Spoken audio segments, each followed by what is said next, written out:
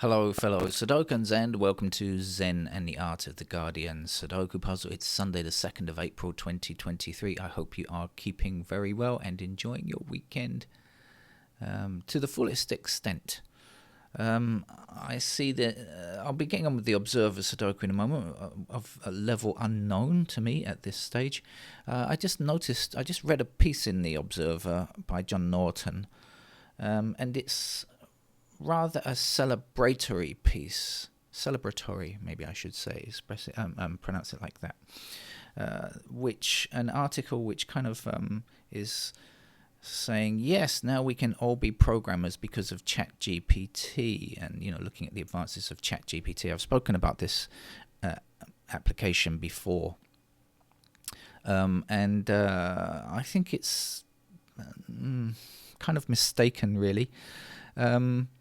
He kind of takes the view that now anybody can be a programmer. Before that, computer programming was so obscure and difficult that only the select few could do it. Well, first of all, if you can play Sudoku, I think computer programming is not beyond you, right? It's something you could look into doing, and if you've never tried it before, at least in a basic way. But his the example that he gives in his pieces in his article of where a programmer asks ChatGPT to perform a programming task, which it does flawlessly, I think is probably quite rare, because I've seen lots of programmers doing this on YouTube and coming up with problems, and B, dangerous in a way. Let's try and make an analogy, if I can speak properly on this Sunday morning. I've just got up. Supposing you see... In fact, I think he used the word magic in his article as a kind of doing magic, kind of programmers do magic. I think he used that, actually. I think that's probably what's put the idea in my head. But if you take the idea of a magician, and I mean, a magician as in actual... illusionist, I don't mean like a Harry Potter type of thing. I mean a magician. They develop new tricks, and they do so because they have a proper understanding of how to develop a trick. In other words, they understand the concept of misdirection and the psychology of what people are thinking, and they use all this information to come up with something new in a way that will mystify the average person. Certainly me, I always watch magic tricks and go, what? How did they do that, kind of thing, Now, let's follow this analogy. So let's say that you can make a tiger disappear or something like that, and then you ask ChatGPT, how do I make a tiger disappear? And it says, well, do this, and you get the idea, and then you can, well, in theory, you could now make a tiger disappear because ChatGPT has told you how to do that thing. But the dangerous thing is that ChatGPT hasn't really understood how to do that thing. It doesn't really understand. It's these long language models. They don't really understand. They produce amazing results, right? Which apparently looks like they understand, but they don't really understand what's going on. Which can be dangerous in the wrong kinds of situations. It can be wonderful sometimes. I mean, ask it to create a piece of fiction or something. We can all see whether that's good or bad, and we can adapt it maybe. So it's good in that kind of sense. It might help with being creative, and I'm very optimistic about these kind of things. But in the sense of writing software, first of all, if you have like a large item of software, it needs to be broken down into sections. You can't just say, do something incredibly complex and go away and do it, and now come back and show what you have. If you don't break it down into simpler ideas, in future you're asking for a lot of problems, because when people use software, they often do unexpected things. And so you find things in testing that you don't find in its original, in your original idea of how the program is going to be used. So that's something.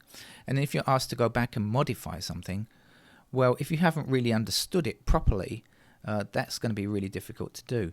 Now, I know some people will say, well, what about GitHub? For years and years now, for those of you who are not programmers, you might not know much about GitHub and a kind of repository of sections of software, parts of software. So in other words, for a long time now, computer programmers who are lazy or sometimes in desperate need of time or just sometimes believe that it's a good thing to do have been able to go and grab, like, copy and paste sections of code to create their applications. So like you grab a section from here and grab a section from here and join it together, which is sometimes okay and sometimes not okay. But that's not really the same thing, because it means that the programmer who is doing it still has an understanding of what is being done.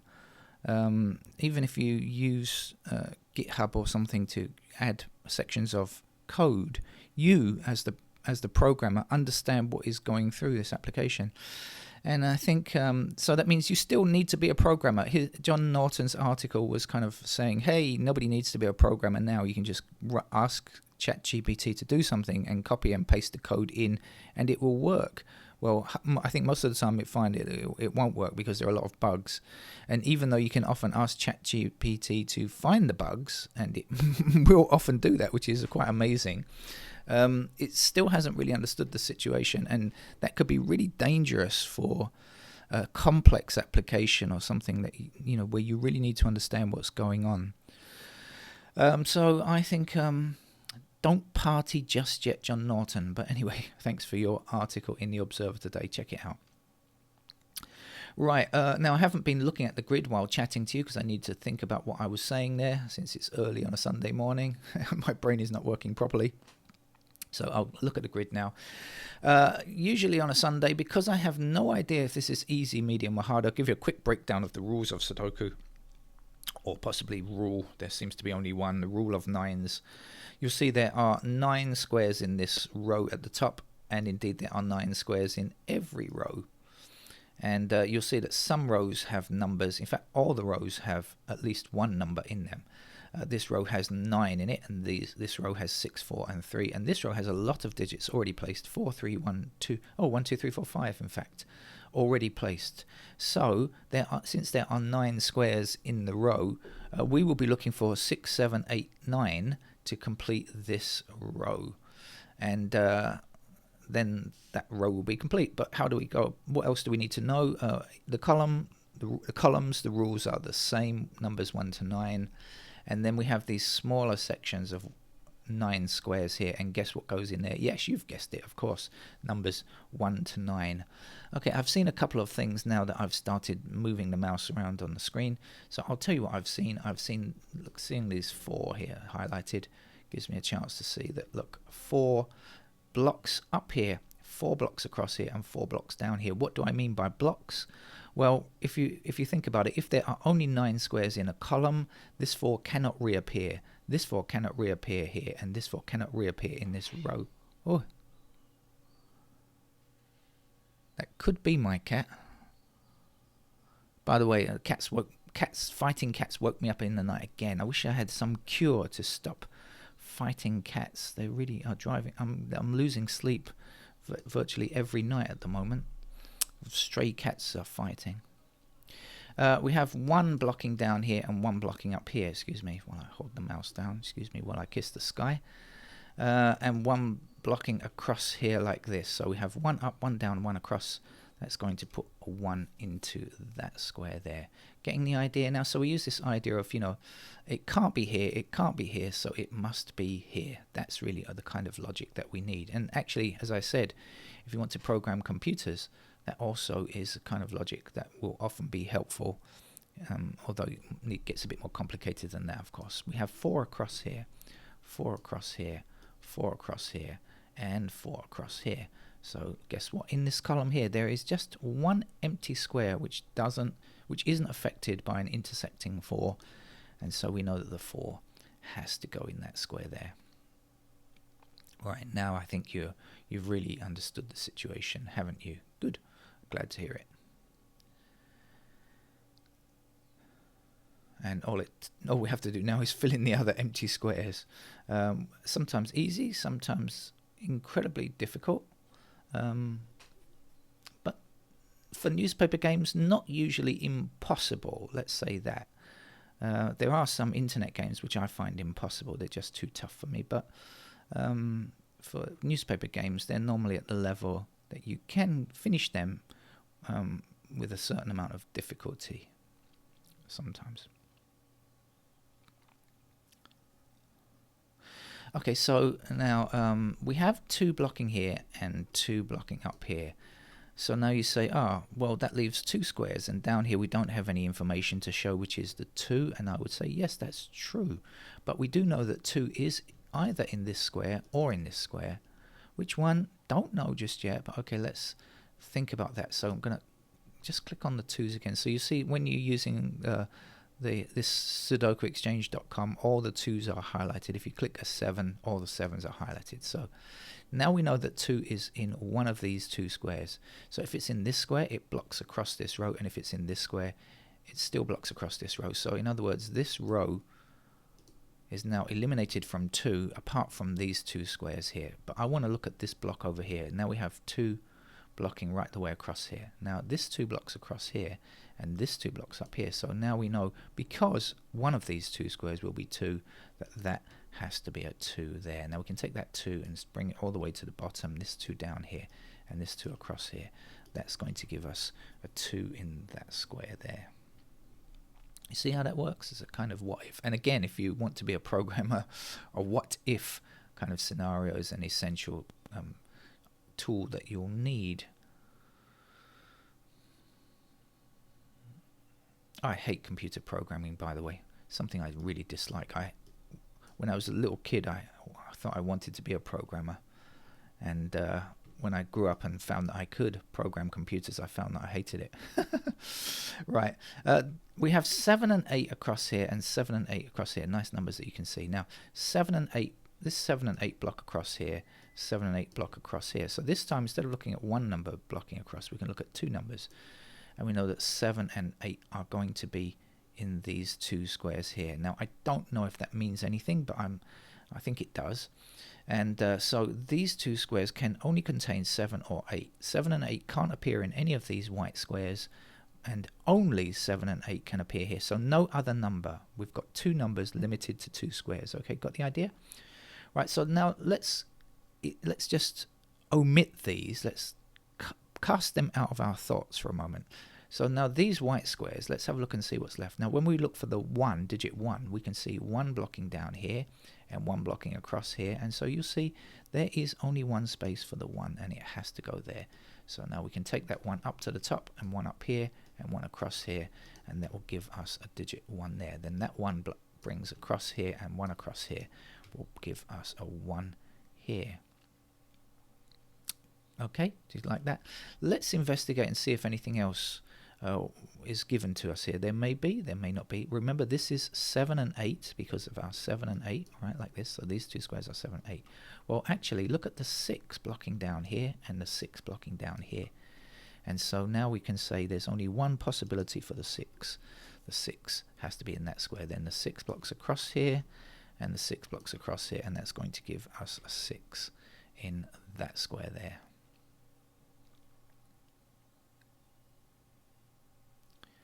Now, okay, since we know that these 2 squares comprise 7 and 8, I'll say it again, right? 7 and 8 are here. So 7 and 8 are here. Now there are only 2 more squares left, so it means that we can work out what goes in those 2 squares, because 7 and 8 are here. And remember, we have to have the whole series of 1 to 9 in here. So if this is 7 and 8, this has to be 5 and 9 in these squares here.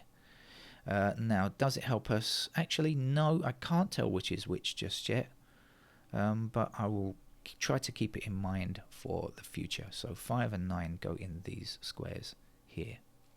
Okay, and we know that 7 and 8 are in these squares here.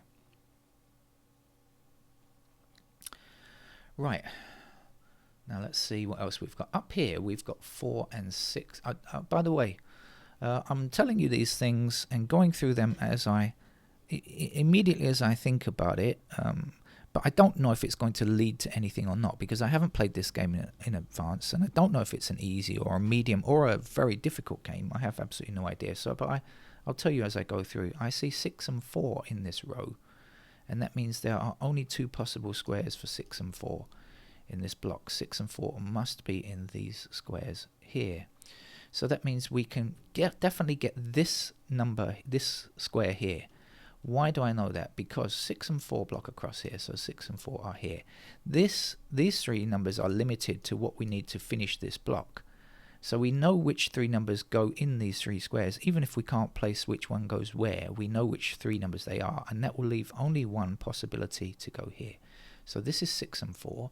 So this has to be 5, 7, and 8 in these three squares. Now I know something. I can see that the 7 and the 8 are in the same column. So when I think about this square here, I say, can it be 5? Yes. Can it be 7? No. Can it be 8? No. So it must be 5. There's no other possibility. Now, we know that this contains 7 or 8. And now we can see, actually, the 7 blocks up there. So that is going to be 7. And that is going to be 8. And now we're left with this one square. But as I said, even if we didn't know which was in which square, we would have known that 7, 5, and 8, 5, 7, and 8 are in those squares. And we could have understood that this will have to be a 9, because that's all that we need for this row here. Okay.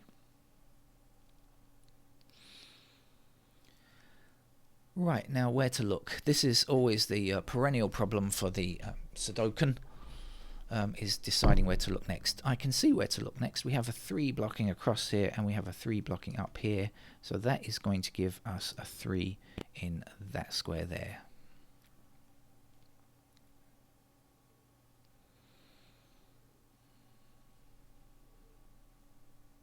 And we have 5 blocking across here, so that leaves just that one square there where we can place a 5. Now, do you remember down here, I'll come back and say again, we had our 7 and 8, 7 and 8 in these squares here, and that left 5 and 9 in these two squares. And now we can see that this can't possibly be a 5 because we've got 5 in this column already. So that must be our 5, and that must be our 9. Now, here we had 7 or 8, right? 2 squares left for this block here. Now, if you look at this column here, there are 2 squares, 2 empty squares in this column, and we know that this is either 7 or an 8, and there are only 2 squares missing in this column now. So we know that this square also has to be 7 or 8. If these 2 squares contain 7 or 8, we don't know which is which. This square contains 7 or 8. Since there are only 2 empty squares in this column, this also must contain either 7 or 8. Now I hope that you are ahead of me and you've already noticed that there is a 7 in this row, which means that that has got to be an 8, and this has got to be our 7, and this we now know will be our 8. Now up here we don't have an 8 in this block yet, and we can see that the 8 blocks up here, so 8 goes here, and this will be a 7. 7 blocks across here like this, 7 blocks up here and up here like this. That puts 7 into that square there.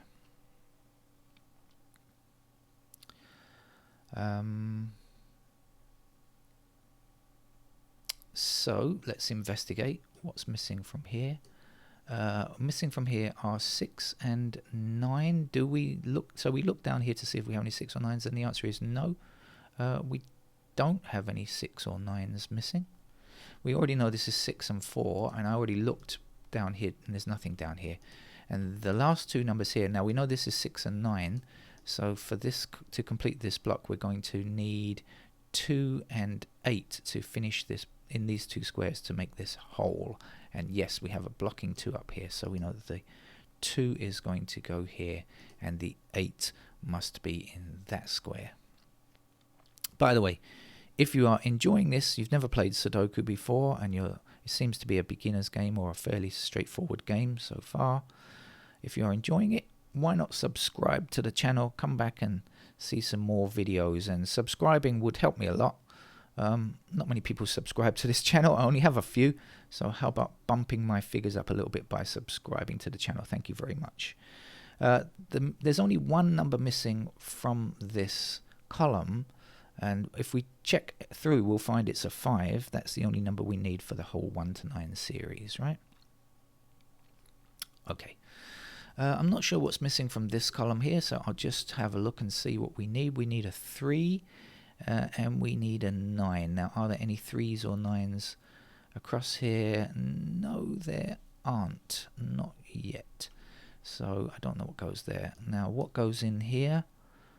It's going to be 4 and 9. Now, we do have one of those. We have a 4 up here intersecting down here. So we know that that has to be 4.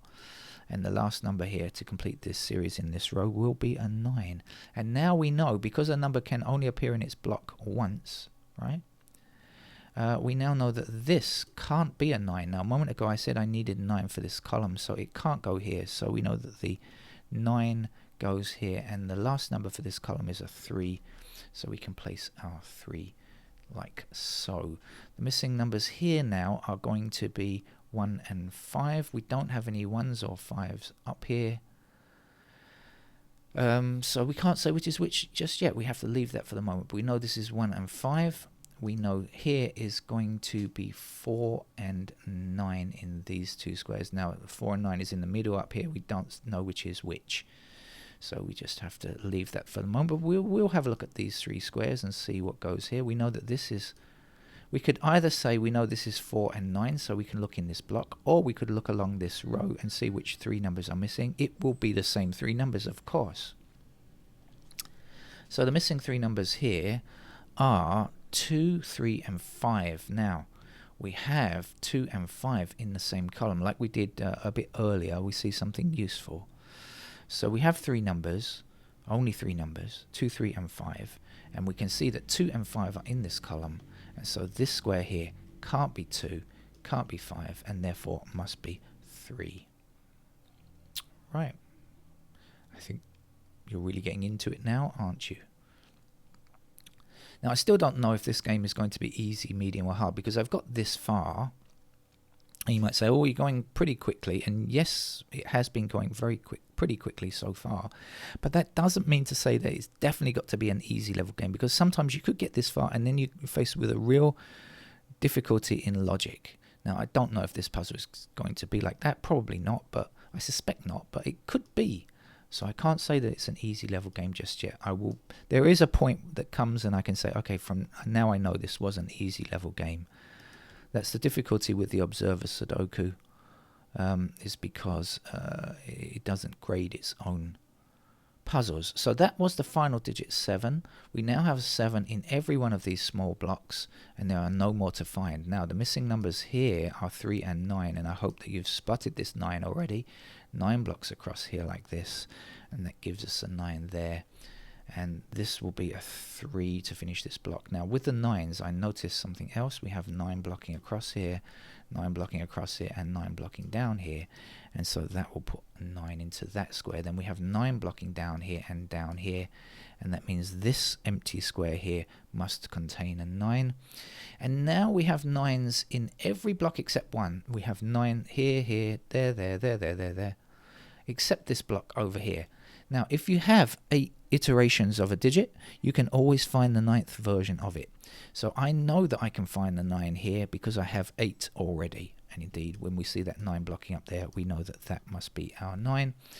And then there's only one number to complete this row or this block, and that's got to be a 6. So we can put in the 6 there.